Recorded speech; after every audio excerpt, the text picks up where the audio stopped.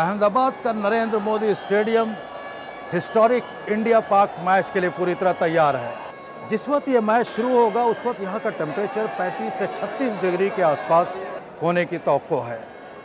गर्मी की तपिश खासी है। यहाँ जिस तरह की पिच है, उम्मीद की जा रही है कि ये मैच बड़े स्कोर का होगा। पाकिस्तान अपने फास्ट बॉलर पर ज़्यादा इन्हिसार करेगा और इंडिया बैटिंग के साथ साथ उसको अपनी स्पिन बॉलिंग का भी एडवांटेज होगा। दोनों टीमें फॉर्म में हैं। पाकिस्तान की बैटिंग लाइन अच्छा कर रही है। कैप्टन बाबर आजम के बारे में देखना होगा कि वो इस मैच में किस तरह का परफॉर्मेंस देते हैं।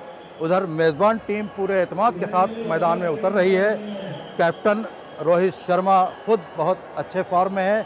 उनके पास विराट कोहली जैसे बेहतरीन बैट्समैन और बुमराह और सिराज जैसे बॉलर्स हैं जो किसी भी वक्त मैच का रुख बदलने की सलाहियत रखते हैं। वनडे वर्ल्ड कप में पाकिस्तान इंडिया को कभी शिकस्त नहीं दे सका है। यहाँ इस स्टेडियम में मुकाबले का फैसला कुछ भी हो, क्रिकेट फैन यहाँ एक अच्छे मैच की उम्मीद कर रहे हैं।